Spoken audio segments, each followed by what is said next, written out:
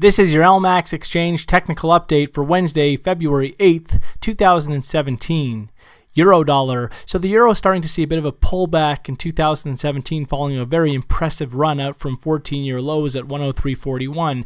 But at this stage, the pullback is only a minor pullback and shouldn't threaten the bullish channel that we've seen unless we break back below 106.21. That's the low that we saw going back to the 30th of January. So a close below 106.21 will put the pressure back on the downside. But until then, there is risk that the euro still tries to stick within this channel and trade higher back towards the recent December peak at 108.75. Sterling dollar. So cable has recently stalled out ahead of 27.75, its December peak, and this has put the pressure back on the downside a little bit. But the market will need to establish a daily close below 124 to officially put the pressure back on the downside and suggest that we could see a retest of the recent multi-year plus 30-year low down around 118.40 from back in October of 2016. Dollar yen. So dollar yen has been slowly grinding lower. The market still could accelerate to the downside with plenty of move towards the 109.50 measured move objective following this latest consolidation break. At this point, we would need to see a break all the way back above 115.62 to take the immediate pressure off the downside.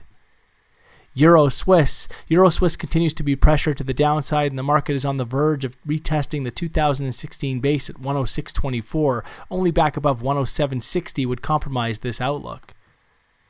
Aussie dollar. So Aussie gains are finally showing signs of stalling out in 2017 up towards medium-term resistance in the 78 area. At this point, look for the market to stall out and trade lower over the coming sessions with only a close back above 78 to compromise this outlook for Aussie.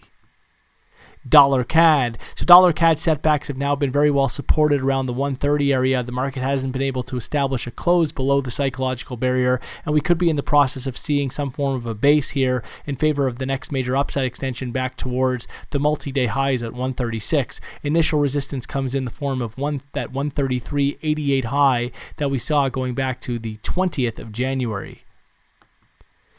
Kiwi dollar. So Kiwi gains have stalled out by 73.76 on Tuesday. The market could now be looking for some form of a top as it continues to show signs of topping out since putting in a high in 2016 at 74.86. Look for a close back below 72 to strengthen this outlook and accelerate declines, but only back above that 2016 peak at 74.86 would compromise the more medium-term bearish outlook for Kiwi dollar.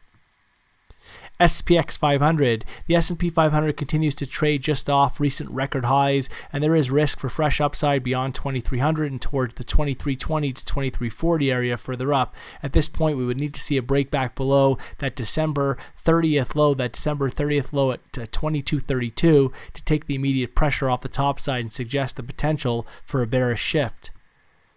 Gold. So gold continues to trade higher after recently being supported in the 1180 area. The break back above 1220 that we saw a few days back now opens the door for a measured move upside extension towards 1260.